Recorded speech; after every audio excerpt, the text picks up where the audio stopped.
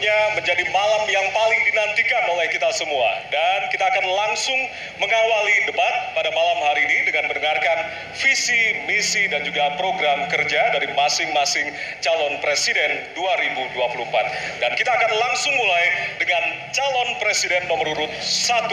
Kami persilakan kepada Bapak Anies Baswedan untuk maju ke atas panggung dan menyampaikan visi misinya.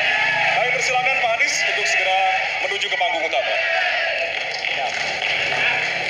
Pak Anies, waktu Bapak adalah 4 menit dimulai dari sekarang.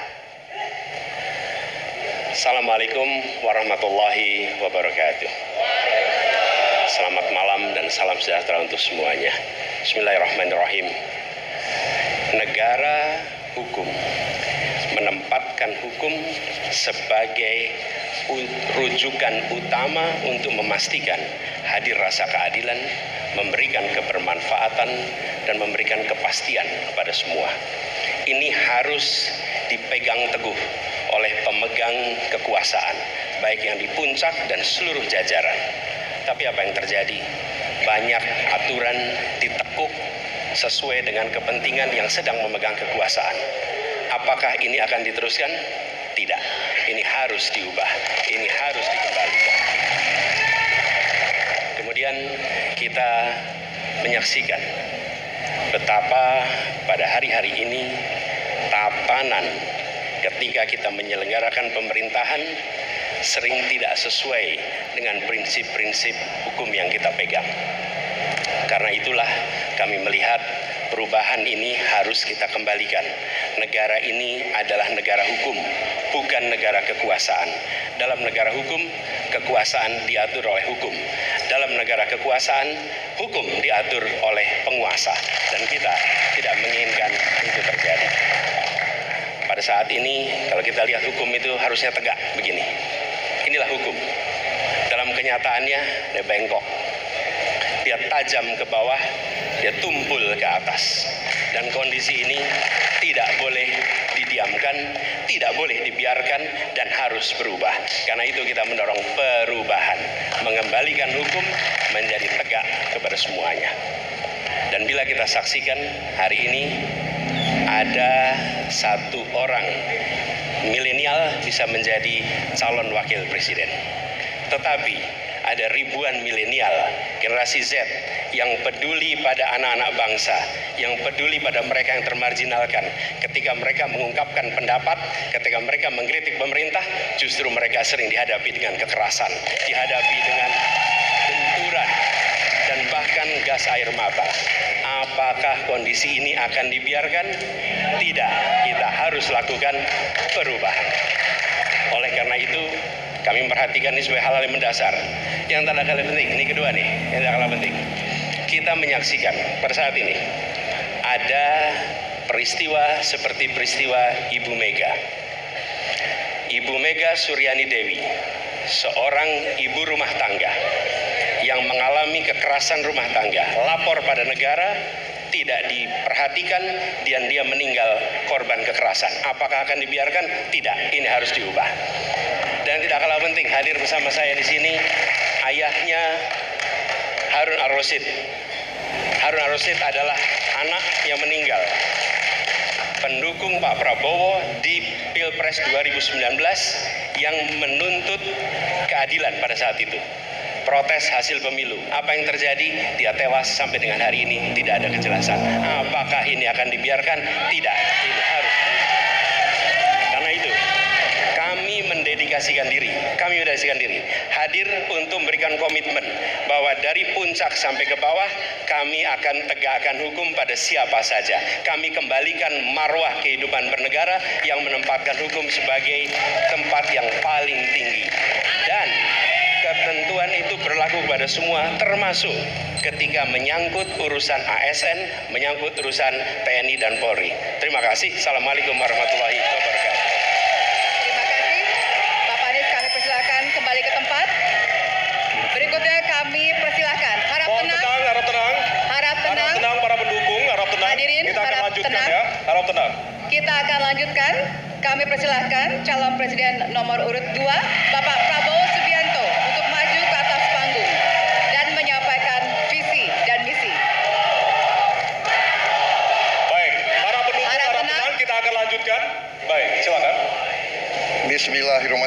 Assalamualaikum warahmatullahi wabarakatuh. Salam sejahtera kita sekalian. Shalom, Om Swastiastu, Namo Buddhaya, salam kebajikan. Terima kasih kesempatan yang diberikan kepada saya untuk menyampaikan visi dan misi. Kami menempatkan hukum, HAM, perbaikan pelayanan pemerintahan, pemberantasan korupsi, perlindungan terhadap semua kelompok di masyarakat sebagai sesuatu yang sangat penting. Karena itu dalam visi misi kita hal-hal ini ditaruh di paling atas. Kita sadar dan saya sadar sejak muda saya telah mengangkat sumpah untuk membela Pancasila dan Undang-Undang Dasar 45. Di dalam Undang-Undang Dasar 45, di situ pendiri-pendiri bangsa kita mendirikan sebuah republik. Republik itu harus didasarkan atas hukum dan kedaulatan rakyat. Itulah perjuangan saya selama ini. Dan saya pertaruhkan nyawa saya, jiwa saya untuk membela demokrasi, hukum dan HAM.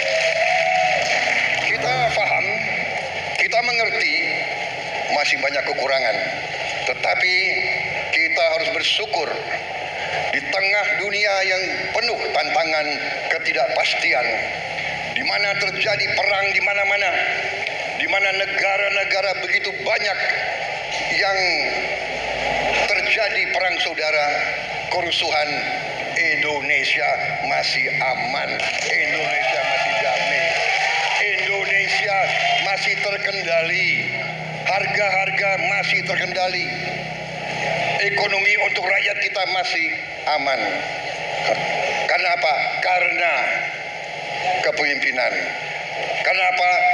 Karena manajemen negara yang berhasil.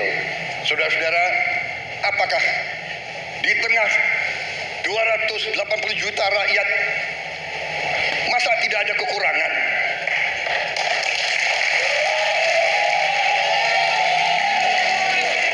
Tetapi kita harus arif, kita harus dewasa, dan kita tidak boleh munafik.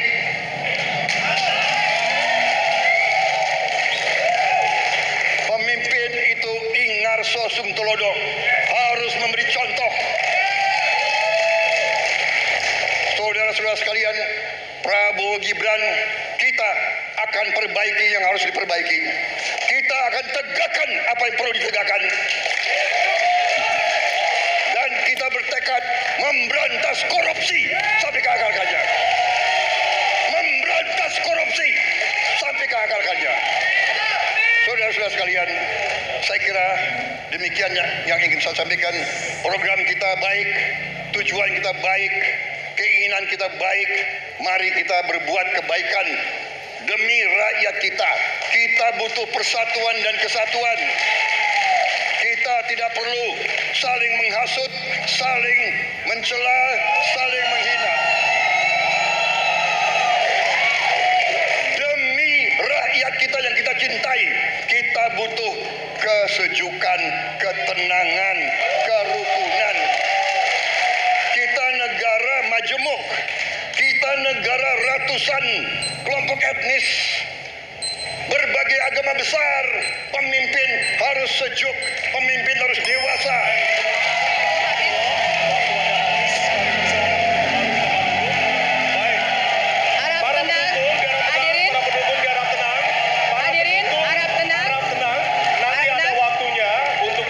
Apresiasi dan juga teriakan serta tepuk tangan.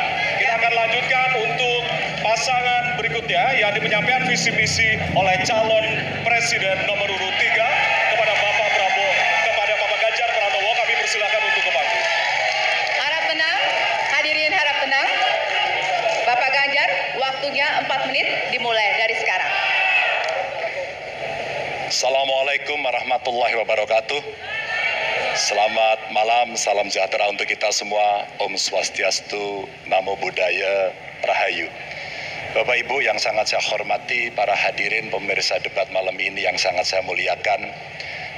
Saya dan Pak Mahfud mulai perjalanan pada saat pembukaan kampanye dari ujung timur Indonesia dan barat, dari Sabang sampai Merauke.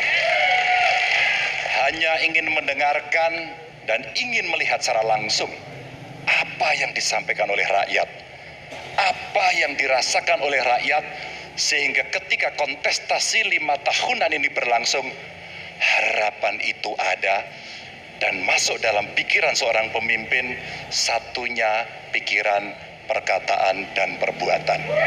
Ini sesuatu yang sungguh penting. Di Merauke kami menemukan pendeta, namanya Pak Leo. Dia harus menolong seorang ibu ingin melahirkan karena tidak adanya fasilitas kesehatan. Dan dia belajar dari YouTube. Sesuatu hak kesehatan yang tidak bisa didapat. Maka kita sampaikan kepada Pendeta Leo, kami akan bangunkan itu dan kami akan kerahkan seluruh Indonesia bahwa satu desa, satu puskesmas atau pustu dengan satu nakes yang ada. Pak Mahfud juga menyampaikan kepada para guru yang ada di Aceh, di Sabang sana. Ada juga guru agama di sana. Kita ingin membangun Indonesia yang hebat dengan SDM yang unggul. Tapi apakah kita sudah memperhatikan mereka? Tentu kemajuan yang selama ini ada mesti kita lakukan jauh lebih cepat, lebih satset, dan perhatian itu mesti diberikan. Dan itulah di sana kita memperhatikan nasib para guru termasuk guru agama. Insentif kepada mereka kita berikan agar mereka bisa mengajarkan budi pekerti yang luhur dengan moderasi agama yang ada. Bapak Ibu, cerita ini belum cukup. Saya berjalan ke NTT. Kami ketemu dengan masyarakat yang ada di sana. Pak Ganjar, kenapa kami anak muda tidak mudah mendapatkan akses pekerjaan? Padahal itu hak kami. Kenapa kemudian kami mendapatkan kesulitan untuk akses internet padahal kami butuh belajar? Tidak sama dengan yang di Jawa. Catatan inilah yang mendorong pikiran kami, internet gratis untuk para siswa yang sedang bersekolah. Agar mereka punya kesamaan dengan kita semua yang ada di Jawa ini. Kami bergeser lagi, kemudian ketemu kawan-kawan penyandang disabilitas di NTB. Betapa bahagianya saya karena ketemu dengan orang yang berjuang dengan keras agar dia bisa setara, dan pemerintah mesti perhatikan mereka untuk memberikan kesetaraan pada mereka itu. Tapi Bapak Ibu, saya mendengar ketika demokratisasi mesti berjalan dan demokrasi mesti kita jaga bersama, ada Ibu Sinta yang ketika menyampaikan pendapat harus berurusan dengan aparat keamanan. Ada Melki, ketua BEM, yang kemudian ibunya harus diperiksa. Maka yang seperti ini harus usai. Dan mereka bisa mendapatkan kebaikan-kebaikan kalau governance terjadi. Maka yang ada di Kalimantan kami temukan, masyarakat Dayak, mereka suku-suku yang ada, libatkan dong kami agar kami bisa mendapatkan akses yang sama. Semua ini bisa berjalan kalau kemudian pemerintahnya bersih, pemerintahannya bisa akomodatif, dan kita sikat korupsi itu tidak dengan kata-kata, dengan keseriusan. Pak Mahfud adalah mitra saya yang selama ini sebagai Menko mengeksekusi itu dengan baik. Kita akan lakukan itu. Kami mohon dukungan rakyat, perintahkan kami untuk mengerjakan itu. Terima kasih. Assalamualaikum warahmatullahi wabarakatuh.